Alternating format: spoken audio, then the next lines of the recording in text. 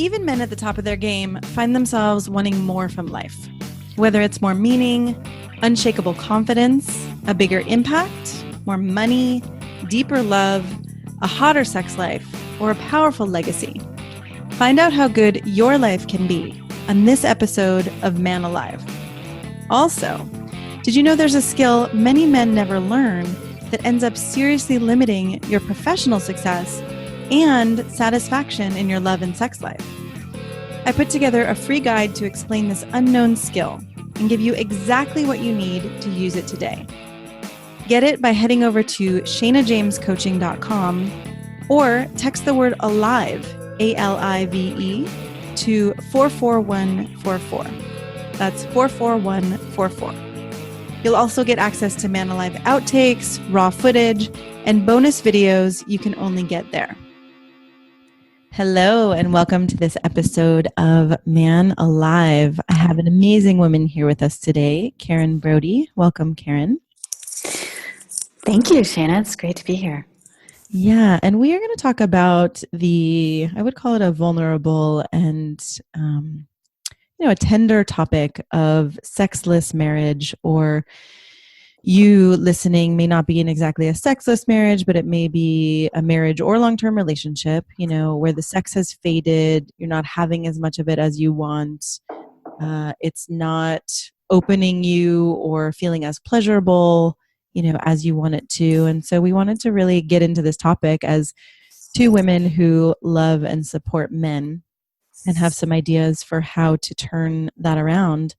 So let me first introduce Karen, for those of you who haven't found her yet, and then we'll dive in.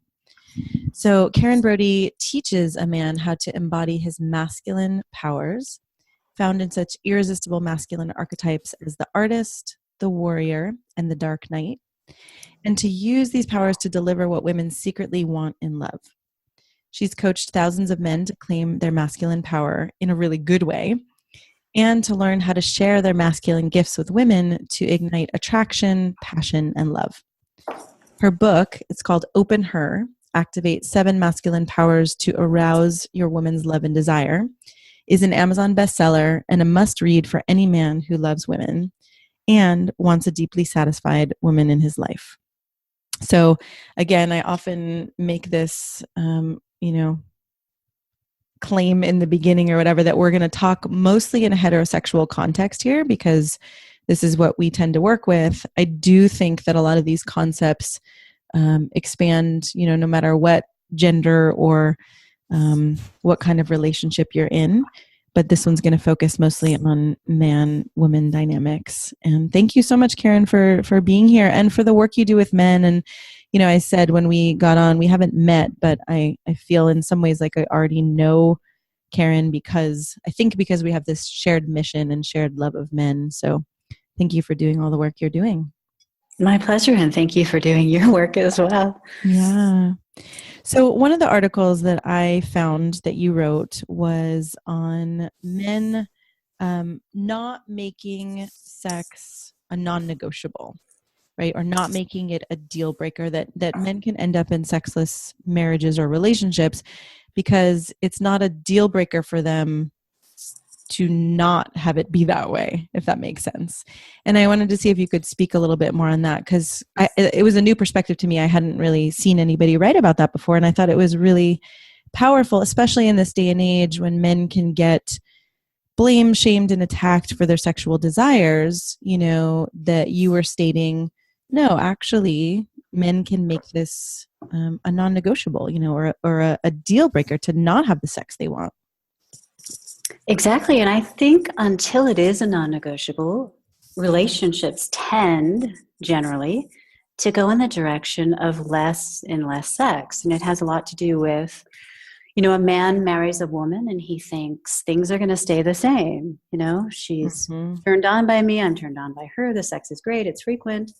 And there's this expectation that things will always stay the way that they are. And what tends to happen is at some point there's some kind of tension or resistance that comes from the woman, and the man doesn't really know how to negotiate that. And what he does is he starts to take a step back. And in taking that step back, he essentially gives her permission to lead their sexual relationship in that direction. Now, the reason that this happens, I think, is that we don't tend to have agreements sexually that are spoken. Right. Yeah, they're unconscious. Yeah. And well, right. So unconscious, and it's such a taboo topic for so many people, right? That not only do we not have agreements, but we don't have conversations about it either. right. It's pretty awkward to say, let's make a sexual agreement. Mm-hmm. But and so yet, powerful. We can get into that because it's really powerful. yeah, and yet we're always creating agreements through our actions. So if sex is frequent and hot, there's sort of this agreement that that's what we do. Right. But then again, even the hottest women who like a lot of sex ultimately reach this point where they're like, well, now that things are really comfortable between us, let's watch a movie and have a pizza. I mean, it's interesting, right? There is definitely a range of women, and I've worked with many, many women, who still want sex and want it hot. And actually, one of the webinars I did once was 5 reasons women say no to sex even when they want to say yes. So I think I just want to put it out there that there is a range, right, of women's sex drive. But I want to get back to what you were saying, and I want to bookmark for later, right, that even when women are really turned on and want more sex, there are ways or reasons that they can start to say no. Mm-hmm. Yeah. Things that sort of turn off that natural response they would have, I think is what you're saying. Yeah, exactly. So we can go back to that later, but you were saying, right, around, agreements around sex. Exactly.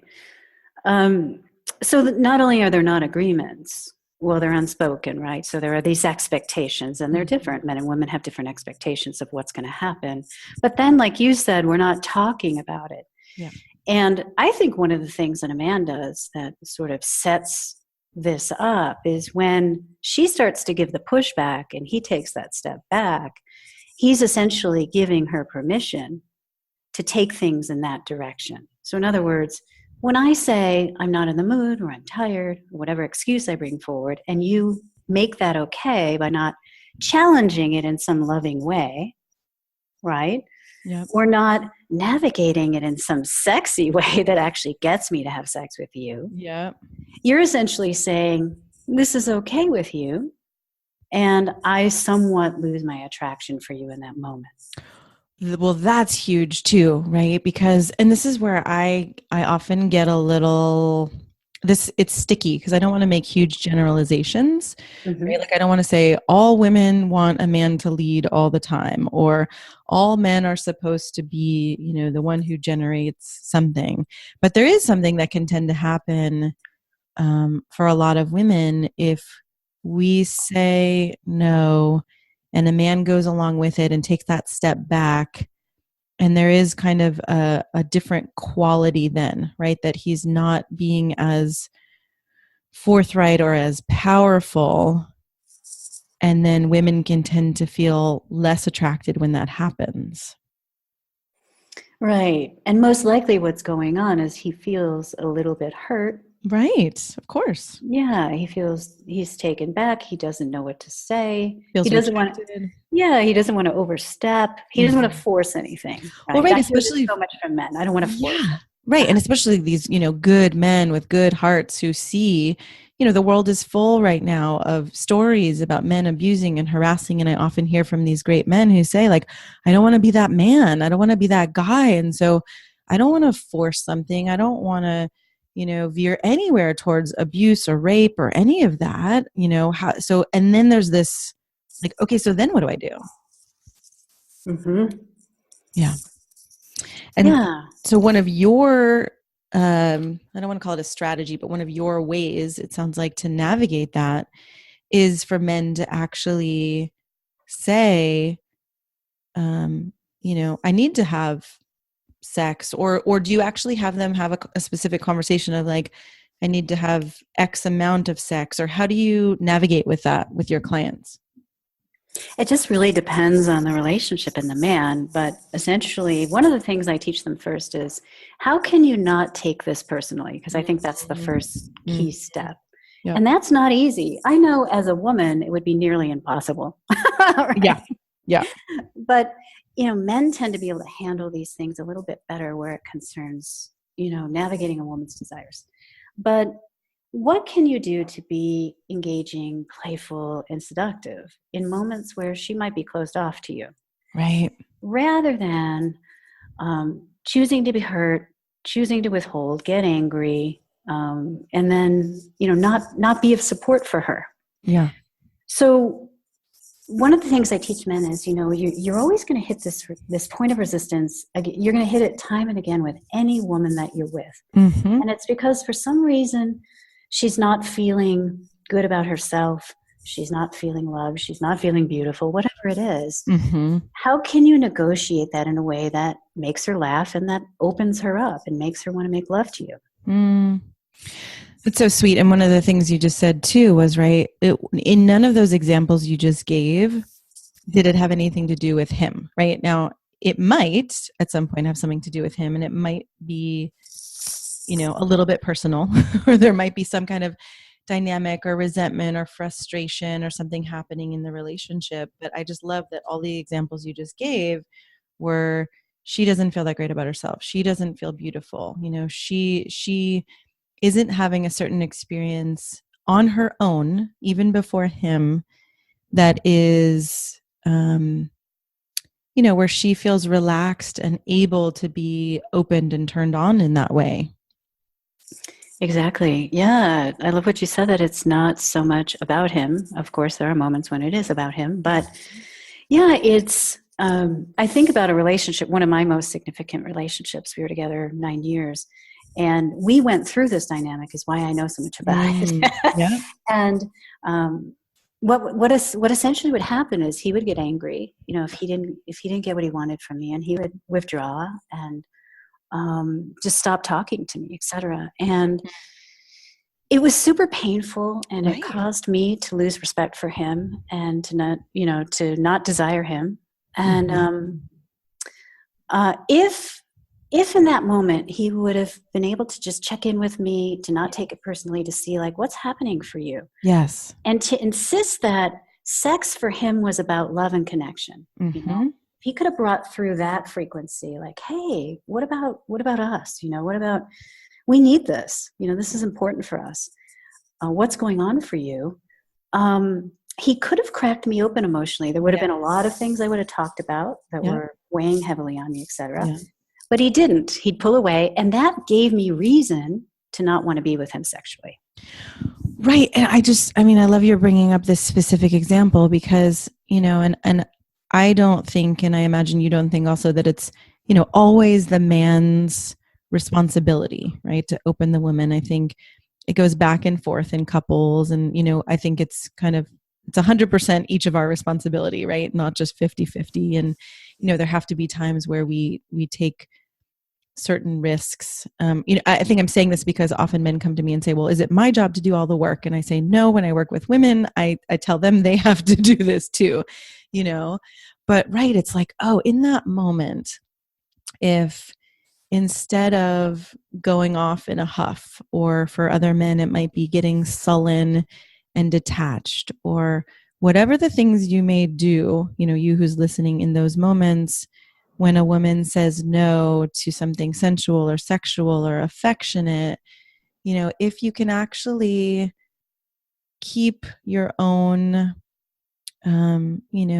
it's not like you shouldn't have a reaction or shouldn't have a response, but if you can hold on to that and get curious about, well, what's going on for you, and why don't you want to have sex anymore, or why do you think you feel less turned on, right? I'm curious for you, Karen. Sounds like you knew some of the reasons, and I'm curious if there were other reasons that you discovered later that you didn't even know in that moment. That's exactly what happened. There was a dynamic going on that I wasn't able to identify, which I now write about. It constitutes a lot of my work, and it has to do with a man bargaining for sex. Mm-hmm. So essentially what he would do is he would give me my way in everything. Whatever you want to do, sweetie. And I thought, wow, I really hit the jackpot with this guy. he's really there to support me and serve me in whatever way that I desire. But ultimately, over time, I started to see that it came with a price, and the price was sex. And when he was kind to me and he delivered on acts of service and various loving things, and he didn't get sex, he would go into these dark moods. Right. So over time, I lost my trust, and I started to feel that he would do just about anything for sex. That it wasn't necessarily about connecting with me sexually or loving me sexually. It was just about manipulating to get what he wanted. Uh-huh. And it's not because he wasn't a great man or a powerful Right. man. It was just like Right. he had this bad sexual habit. I love that distinction too. I mean, before we go on, I just want to say, right, it's not like he's a bad man or he's, even doing something that's horrible. It's just like, it's probably mostly unconscious, right, when we do these things. And I think women have our ways of doing them too. But I love that you brought up habit, right? It's like these habits that we fall into. And I've heard a lot of men talk about this idea from growing up. Like, if I just do everything right, if I'm successful enough, if I take care of her enough, then I will get the sex that I need and want. Exactly. And he was coming from that place of feeling like, this is what a man does. He earns it. He demonstrates he demonstrates that he deserves to have what you have to offer. Right. And then if it's played right, you give him what he wants. Mm-hmm. And then from a woman's perspective, it doesn't feel like love. Right. So it makes a lot of sense as to why men get into this predicament. And but it doesn't serve them. No. And, going back to the lack of talking about sex, I, at one point with one of my clients, drew up a kind of, what would I call it? A framework for a conversation. I mean, I have one framework that I have clients go through around their fantasies, right? How to talk about your fantasies in a way that doesn't send a woman running for the hills. But then on an even more basic level, having a conversation where it's like, okay, whether it's sex or anything else, it could be sex, it could be affection, it could be how do we support each other, in the world with what we're doing, but how to have that conversation where it's like, okay, I'd like to hear about what you want. And then the other person, I'd like to hear about what you want. And now let's check out, where do we overlap? And where are there these potential pitfalls where we may not actually want the same things or think about things in the same way? And how could we actually, create a relationship where we're being generous with each other, not where we're doing things that, one of us doesn't want to do, but where it may not be exactly my thing to have a certain kind of sex that you want to have. It's not that I don't want to or that it's offensive to me. It just would be that I'd choose it another way. And how can we as a couple co-create these relationships and these, ways of being connected and intimate that I never learned that growing up. That's something it's taken me, decades and decades to learn. Yeah. It's so incredibly refreshing to have a conversation about sex. Mm-hmm. It's titillating. It makes you laugh. And yet I've worked with so many men who would rather jump off of a cliff than talk to their wives about sex. They're terrified mostly that they're going to find out that she's not satisfied. Yes. That. Mm-hmm. Well, right. And then can you imagine? I mean, I never like to assume, but I imagine, you as a man listening, right? If you grew up thinking that a big part of being manly or masculine, right, is your ability to satisfy a woman sexually, and then you find out, oh, she's not actually satisfied, that can be devastating. On the other hand, what that means, if you don't take it personally, as Karen was saying, is, wow, now you start to create a roadmap to what is going to be an amazing and pleasurable sex life for both of you. But it's like you have to go through that fire, right? Or you have to fight the dragon before you get to the princess or whatever. I love that idea of walking through the fire just to have the conversation. Mm-hmm. And interestingly, from my perspective, when a man dares to ask you how you feel about what's going on between you sexually, Mm-hmm. that's a moment of total respect and desire. Yeah. Yeah. Like it takes a lot of courage, and we're really clear about that when a man brings that up. I think the last thing a woman wants to do in that moment is crush her man. Yeah.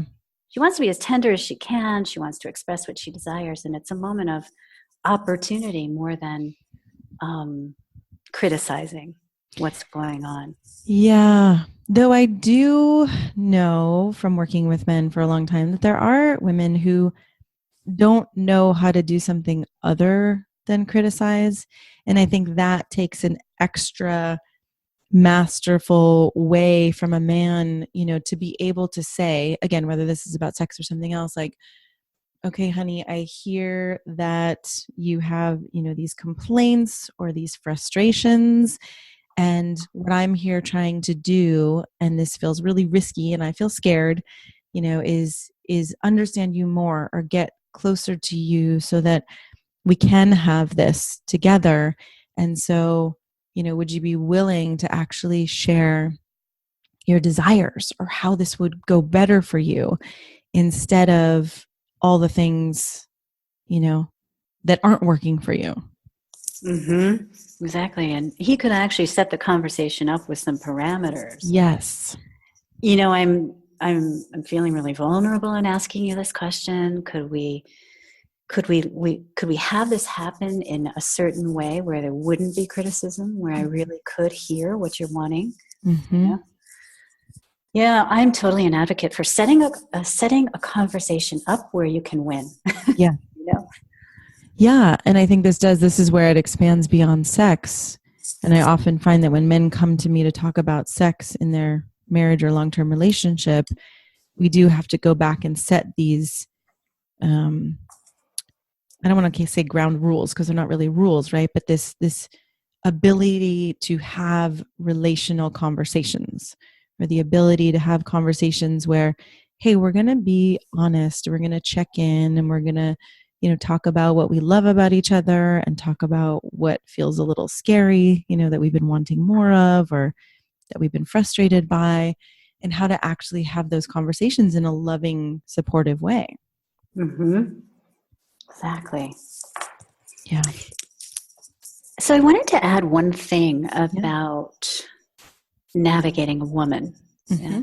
to what we were saying earlier, and that is that sometimes women test, and I use myself as an example. So when I was younger, before I was a coach, one of the ways that I used to test a man's love is to not have sex with him. Mm. And one of the reasons that I did that is I had been sexually abused as a girl. Mm-hmm. And so psychologically, I thought, well, if a man really loves me, he won't expect me to do that thing that hurt me so deeply. Uh-huh. And if you look at, the numbers of women who have been sexually abused, you've got to imagine this is present for a lot of different women, this sort of testing sexually. Yeah. Like, if you really love me, you're not going to ask me to do that. Not every day, not every week, whatever it is, right? Yeah.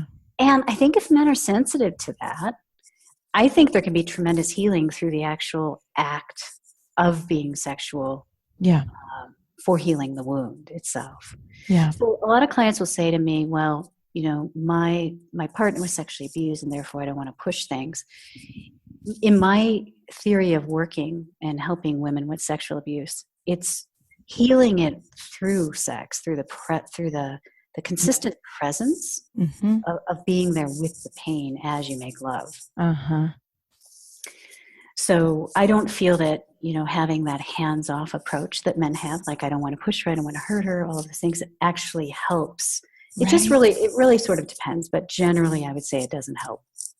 Well, right, then she doesn't get to face that pain, like you said, in the loving presence of a man who says, I'm here with you, I love you, I want you to have as much pleasure, as I have. This is for you also. This is not just me, objectifying you, or, right? That's, like you said, where the healing happens. Mm-hmm. Yeah, and if he does back down and he becomes afraid of her pain and her wound, then it reinforces that there's something wrong with her sexually. Mm, yep. Yep. Mm-hmm. Yeah, it's interesting. I can say, I mean, thank you for sharing that and being vulnerable with that, and being a woman who can say, this has happened for me, and then be able to guide men, as to how to actually stay close to a woman and how to really heal a woman instead of, it's such a kind, compassionate thing to do, I think, for a man to say, I don't want to force it, I don't want to push it. However, right, as you're saying, then she doesn't actually get to move through that. Right. Yeah, there's a fine line there. Yeah. Yeah. And I was just thinking too, I've been in dynamics where I've wanted more sex than a man, or where we had different ways of wanting it. Like in one relationship where I wanted more warm up in the bedroom, he wanted more warm up, kind of around the house or day to day in the kitchen or whatever. And so, these differences in how we ultimately, I would say, how we felt loved or cared about, right? Like it instead of being just about sex, it turned into this sense of, well, if you don't want it this way, or if you're not willing to do it this way, then you don't care about me, or you don't love me, or my desires aren't as important as yours. And I think we were both doing that to each other. And, it was years and years ago or decades ago. And we weren't able to have that conversation where we said in a, hey, we're on the same team here way, you seem to really benefit from this. I seem to really benefit from this. How can we co-create something here so that we're both getting our needs met? Mm-hmm. Seems so simple, but sometimes so hard to get to. Right? And so challenging in the moment. I'm thinking of another dynamic where it was like, I wanted to set up dates, so that we could each ask each other, like, okay, what do you want and what do you need and what would be amazing for you right now? And he was more into spontaneity, right? And so then I think I was trying to get my need met in having one of those dates for me to be able to say, hey, this is something I really want. This is something I want to explore. This is something that, it's not happening for us. And it became a really hard kind of struggle between us, or fight between us. Right. So in some ways it sounds so easy. And in other ways, those are where emotions are hottest. And I think it does, again, like we were saying, go back to, all right, what are the foundations of having a conversation and being, co-creators and being on the same team and loving each other that way? Mm-hmm. Yeah, I think a couple of the questions that people can ask when they have a conversation that sort of sets the tone is, what's working for you? Mm-hmm. I think that's a stretch for some people, and a good stretch. Yeah. Right? It causes us to look at what's good, what's Yeah. positive. And then, what would you like more of? Mm-hmm. What would excite you? And that keeps people out of the vein of how it all isn't working. Right. Right. Right. Everything's bad. Yeah. Mm-hmm. Yeah. Or it seems like everything's bad, even though, right? Because women can tend to, I'm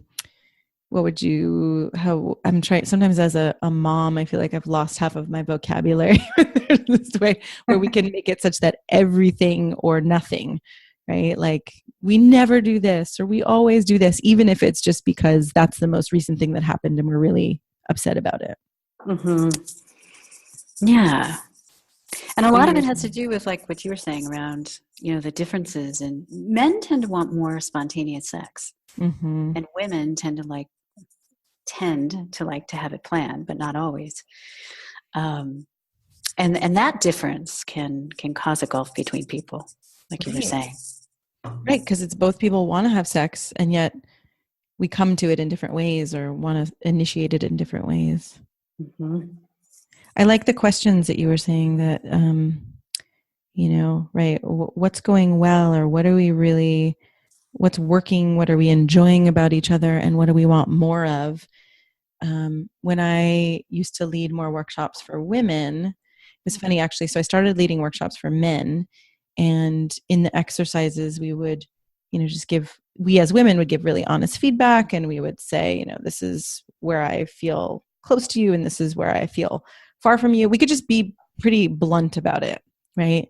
Then when I started to create a workshop for women and we had men come in to practice with the women, as the men were giving women feedback, they were just wilting. Like, the women were just feeling like they'd start to cry and they'd feel sad and they couldn't even really get the wisdom of what the man was saying. And so we had that realization of that we really needed to start with, and women often need to start with, like, okay, here's what I'm appreciating about you. And, here's the good I'm seeing in you, that we need to hear that as women. And then we can start to open to, okay, here's how I would feel closer to you, or here's, what would have me feel more turned on, or something like that. Yeah, and even then it's still hard to take. It is. It is. Yeah, men take it a lot better. They definitely do. They seem to. And yet, if you are a man listening and it's really hard for you, I think it's hard for a lot of us humans to hear how we could be better, or someone would feel more attracted to us. It's one of the most tender things to talk about. Mm-hmm. Yeah.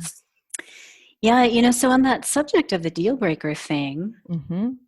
I want to share another story with you, which was another partner of mine who really spun my head around. So I was in that pattern, right, where it was like, if you love me, you won't expect this from me, kind of testing. Mm-hmm. How much do you really love me?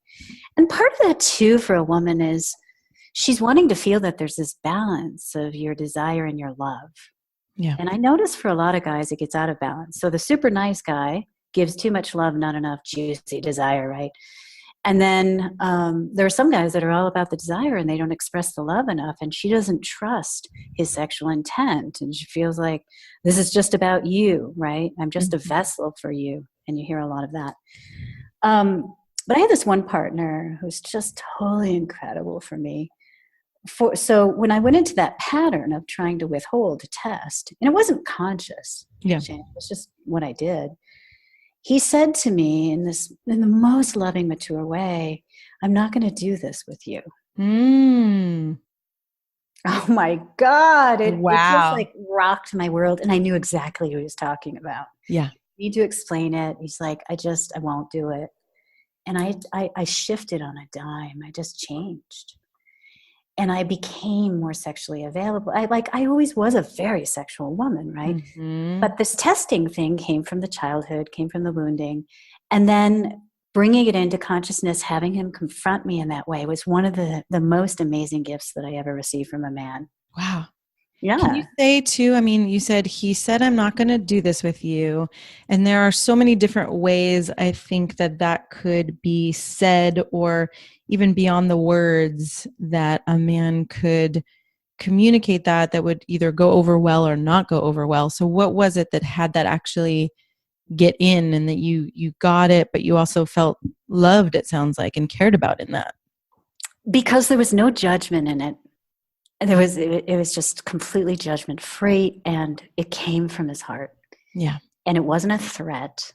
It was just like, I love myself and respect myself enough as a sexual being that I'm not going to do this. Yes. And he was letting me know, like, I really love you and I'm not going to do this thing.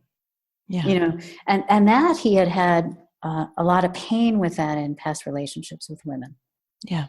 Where they would suddenly be like, I don't want sex with you. And he was in love with them and couldn't leave, and how painful that was. Right. So painful. And in this world, or in this time, there is a lot of judgment about non-monogamy or other ways, alternative ways to be in relationship. And a lot of men can get stuck or feel stuck in that way. Mm-hmm. Which goes back to what you said about, that there is no shame, or it's not an attacking position. Doesn't have to be to say to a woman, to be in this relationship, I really need to have a sex life, an intimate life, a love life with you in that way. It changes things. There's just a thought I was going to share with you. It just slipped away. Mm. But it does. I think it brings a dignity. That's what it is. It Yes. brings a sexual dignity from the man. And when you're with a man who's sexually dignified, you know you're not going to play games with this guy. Yeah. He needs and wants sex because it's a part of the way that he satisfies himself in love. Like Mm-hmm. Mm-hmm. he's not going to sacrifice that for any woman. And when Yeah. you know he has that within him, he takes that loving stance, you act differently as a woman. Like you bring yourself around even when you don't want to bring yourself around. Yeah. Yeah, it's so true. It's so true. And I was just thinking about, oh, right, what does it take for a man to get to that place of dignity? And I've been doing some work with some clients recently around shame and actually speaking some of the fantasies that they've been ashamed of and speaking some of the desires that they've been ashamed of. And it's been so powerful for these men.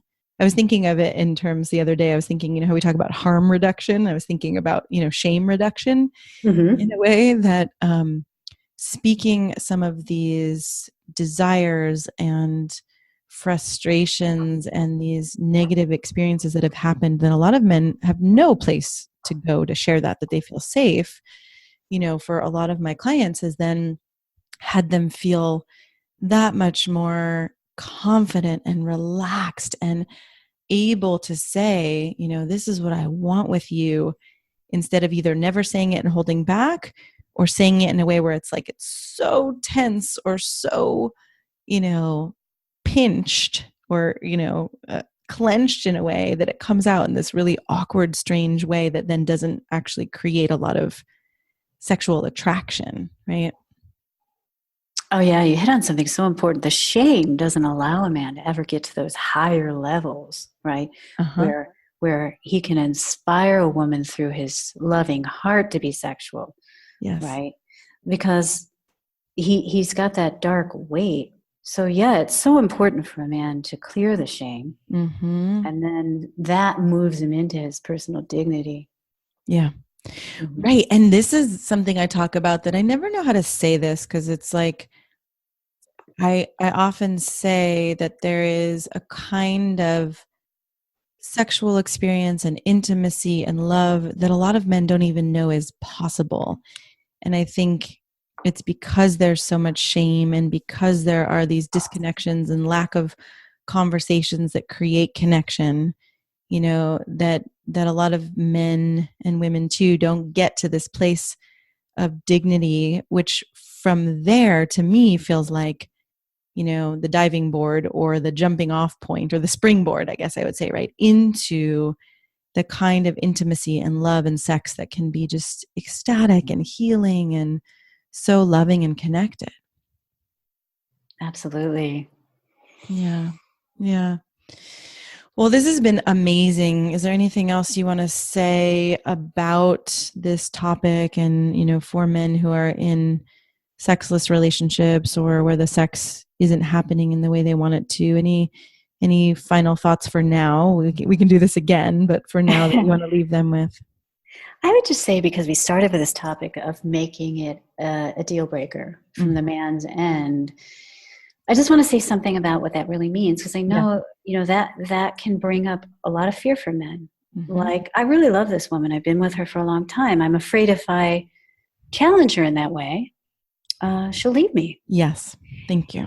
Yeah, and that's a very real possibility. But at the same time, I think until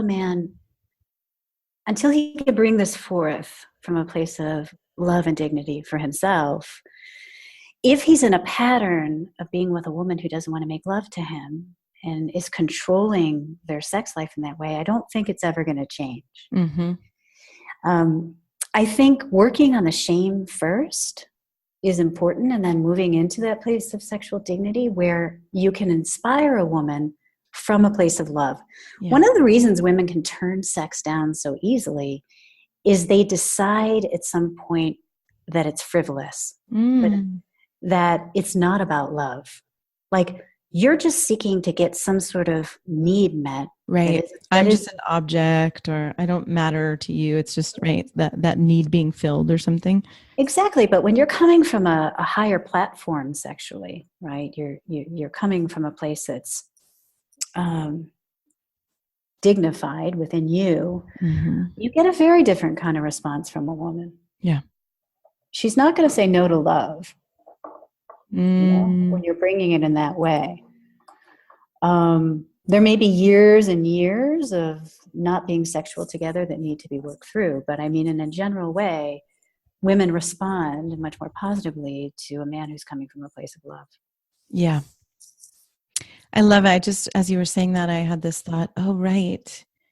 When we remember in a way, or when a man can communicate his desire for sex with the love or connected to the love, right? Like, I want sex with you because I love you. I want sex with you because this is a physical expression of our love. You know, that feels different than, you know, I'm just trying to get this physical need met. Right. Or let's try some different positions. Mm-hmm. No, that doesn't. Right, let's spice it up, or let's try some different positions. It sounds really different to a woman than, you know, I want to connect with you. I want to love you. I want to feel loved by you. Yeah.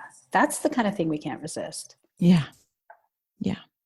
Yeah. Beautiful. Thank you. Thank you for doing this. And where can men find you and find more of you? Well, I have my book called Open Her, and that's on Amazon. And the book is based on 7 masculine archetypes that men can embody. It's a celebration of masculinity. And each of the types has certain powers and gifts that they give to a woman. So men typically find the book to be exciting. And then I have another free book, or that book's not actually free. I have a free book called Reignite Her Passion. Mm-hmm. And that's about the 3 big mistakes that I found over my 15 years of coaching that men make with women sexually that turn them off in relationships. And it's at loveandintimacycoach.com. Great. Yeah. Loveandintimacycoach.com is where they can get that ebook. Mm-hmm. Okay. Perfect. Well, I would love to do this again and keep going, or find another topic that we're feeling passionate about in the moment, because I can feel our alignment. So yeah, thank you for being here today. Me too. You inspire me. I have loved the interview. Thank you. Thank you. I'm so glad you joined us for today's episode of Man Alive. I hope it gives you a sense of what's possible and how good your life can be. If you like what you heard, I'd be so grateful for you to subscribe to Man Alive and write a quick review that helps men like you find us. And again, head over to shanajamescoaching.com/manalive to get outtakes, videos, and raw footage I only share there. These are some of the most interesting parts of these expert conversations. You can also grab your copy of The Unknown Power to accelerate your career and solidify your confidence with women, because the two are related, and I know you don't have to settle for one or the other. Join us each week for a new episode of Man Alive.